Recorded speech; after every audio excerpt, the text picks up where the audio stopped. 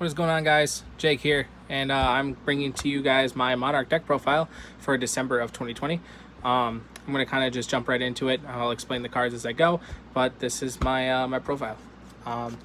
So here we got 3 Ether Heavenly, the Heavenly Monarch. So what she does, she's very, very nice for the deck. By tributing, you can tribute summon her by tributing 1 tribute summon monster. And if this card is tribute summoned, you can send 1 Monarch spell or trap with different names from your hand or deck to the graveyard. And if you do, you can supposed to summon 1 monster with 2400 or more attack and 1000 defense from your deck, but return to the hand during the end phase. During your opponent's main phase, if this card is in your hand, you can banish 1 Monarch spell or trap card from your graveyard immediately after its effect resolves. Tribute summon this card. This is a quick effect, so you can do this during your opponent's turn. 3 is definitely the recommendation for the deck. I think that it's very, very fluent for the build that we got going on here today. So next we got 3 Erupt, the Underworld Monarch. This deck, this card does exactly what I hope it did when it hit the OCG as well. So you can send when it's normal summon, you can send, or tribute summon, I'm sorry, you can send 2 Monarch spells or traps from your deck to your graveyard, and then it is in non-targetable removal for a card on the field. You can either do it from the field or you can do it from your opponent's hand and shuffle it into the deck. And then when he's in your graveyard, you can discard a Monarch spell or trap card, then target 1 monster in your graveyard with 2400 or more attack and 1000 defense and add it to your hand. So you can target Erebus, or you can target anything like Ether, or you can target Thessalon. You can target Caius. You can do like any of that. So it's really, really nice for the deck. I think it's very fluent, like I said, with the build that we got going on. But yeah, so Erebus, definitely a 3 of, definitely a must. Next thing we got is Thessalon. Don't mind the marking there. Something happened to it. I haven't been able to get Thessalon replaced, so I know, kind of an oof moment. But so Thessalon, the Mega Monarch, he's really nice. So you can tribute summon him by tributing 1 tribute summon monster. I know it's a lot to say. So when this card is tribute summoned, you can look at your opponent's hand and discard 1 card from your hand, from their hand, and then if it was a monster card, you can inflict damage to your opponent equal to its original level times 200. And then if it was tribute summoned by tributing a fire monster, you can add this additional effect. You can also inflict 1000 damage to your opponent after this effect resolves. So Thessalon is definitely a one of, because you're not going to be relying much on removing cards from your opponent's hand. Unless you want to deal just a bunch of burn damage for Monarchs, but I feel like that's not exactly what it revolves around. So the next thing that we got is Vanities, Fiend, and Majesty's Fiend. I like to run the 1/1. Some people like to run the 3 of Vanities or the 3 of Majesties. I like to run the 1 one of each, because normally I like to try to supposed to summon out my Monarchs as fast as I can. And I like to try to pretty much just remove my cards from my opponent's field. But yeah, definitely the 1 of Vanities, Fiend, and Majesty's Fiend, I feel like is very fluent, just like I said with the build that we got going on. So next thing that we got is 3 Edia, the Heavenly Squire, and 3 Eidos, the Underworld Squire. 3 of each, definitely a must. They have really nice graveyard effects as well. So Edia, when she hits the graveyard, you can target 1 of your banished Monarch spells or traps, and you can add them back to your hand. So you can add things like Pantheism, you can add Monarchs Erupt, you can add Stormforth, you can add anything like that. And then Eidos, when he's in the graveyard, you can banish him. It's supposed to summon a monster. What is it? A monster with 800 attack and 1000 defense. When he hits the graveyard, and he's also an additional normal summon when he's normal or special summoned. So you can get an additional tribute or a normal summon or tribute summon off of his effect. All of them are really good. I like to run a stack of 3 each. So yeah, I think Edia and Eidos are like the main engine of this deck. So. Next thing we got 3 of 3 megakais. I know, kind of a large ratio for megakais, because people don't really run him at any more than 1, maybe 2. But I like to run him at 3 because I like I said, this build kind of relies on the removal on the field. And also he has a really nice effect that you can target 2 cards as long as you tribute a dark monster, which we pretty much are if you're tribute summoning. If you're tributing Eidos, you're tributing the dark monster. You can target 2 cards on the field, banish them, and then you deal. I'm pretty sure it is. Let's see here. You can inflict 1000 to your opponent. So you're inflicting damage, or you're inflicting a stack of damage. after you banish your opponent's card, and then you can also remove every card with that card's name from your opponent's deck, hand, field, graveyard, whatever.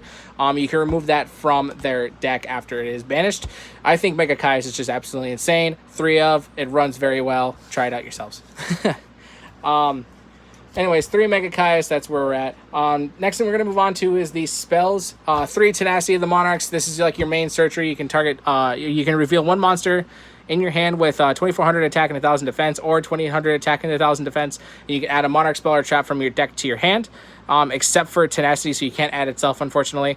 You can only activate 1 per turn. I think tenacity is an absolute necessity in Monarchs. Just off of the fact that you can search literally anything, any spell or trap that you feel like, but we'll get into the other ones here right now.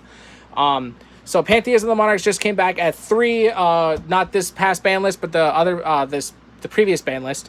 Pantheism just came back to 3. Insane card, guys. You can pretty much ditch a Monarch spell or trap from your hand, and then you can draw 2 cards. And then when it's in the graveyard, and you don't even have to wait a turn for this, you can just immediately banish it. You can pull out 3 Monarch spells or traps from your deck, and then reveal them to your opponent, and your opponent chooses 1. The other 2 get shuffled back in the deck. And it's also, you can recycle it through Edia's effect as well. So pretty much when Edia hits field, you're able to summon out your Eidos, and then you're able to tribute summon into one of your other Monarchs. And then when she's in the graveyard, when Edia's in the graveyard, you can add Pantheism from your banish zone back to your hand, and then just draw again. But you can only use the banish effect of grabbing cards once per turn, unfortunately. So Pantheism is just a straight up insane card. It's basically just a pot of greed for Monarchs by ditching a spell or, a Monarch spell or trap. Insane card here. So 3 is definitely mandatory. You got 3 Domain of the True Monarchs. Domain pretty much shuts your opponent out of their extra deck. While you have no cards in your extra deck, you're the only one that controls a tribute summon monster. Your opponent cannot supposed to summon monsters from the extra deck. And then if a tribute summon monster you control attacks an opponent's monster, it gains 800 attack during damage calculation. And then once per turn, you can reduce the level of 1 monster with 2800 attack and 1000 defense in your hand by 2 until the end of this turn, even after they are normal summoned or set, and even if this card leaves the field. So Domain of the True Monarchs is pretty much a way to just lock out your opponent out of their extra deck, and you're able to just make your plays very fluently and don't have any type of like disruptions by like Bora Load or any other negations that your opponent might have in their extra deck. Also, 3 Monarch Stormforth. It's another mandatory card, guys, because pretty much who doesn't want to tribute summon your opponent's monsters? You know what I mean? But yeah, you can pretty much throw down a Monarch Stormforth, and you can tribute one of your opponent's monsters with Monarch Stormforth. So you can throw down Monarch Stormforth turn 1, and then you can go you can immediately tribute it and get a free off of Vanities Fiend and Majesty's Fiend. So you can get one of these 2. Very, very nice.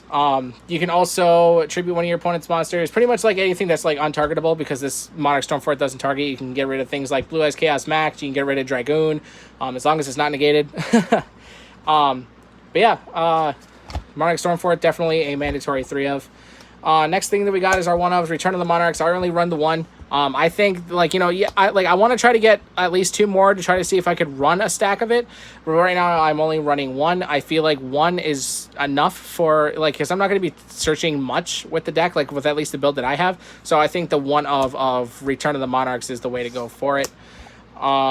We also have 1 for 1 Reinforcement in the Army, Foolish Burial.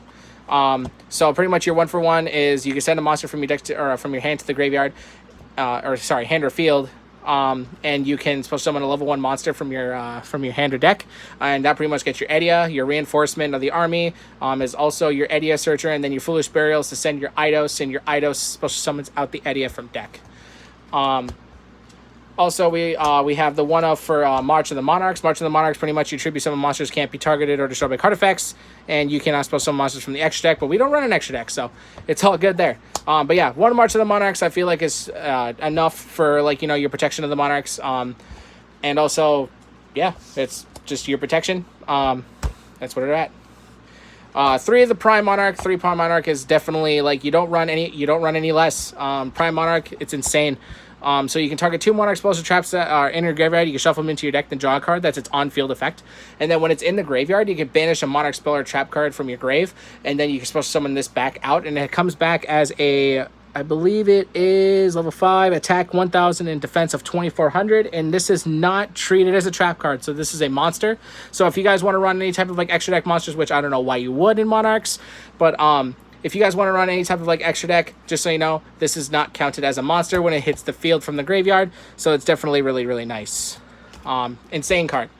Next thing that we got is one escalation of the Monarchs to try to tribute your, like if you counter this off with Monarch Stormforth, you're able to pop Monarch Stormforth and pop escalation, and then you're able to tribute summon using your opponent's, one of your opponent's monsters. So you can tribute summon on your opponent's turn for Majesty's Fiend or Vanity's Fiend. That's a really neat combo that I like to do. And then last but not least, I have one Monarch Erupt. I've seen people run 2 to 3 of the Monarchs Erupt, but like I said, continuous trap card, and I feel like it's kind of like the last-ditch effort if you're going for endgame. You can activate this card if you have no cards in your extra deck, and if you control a tribute summon monster, you can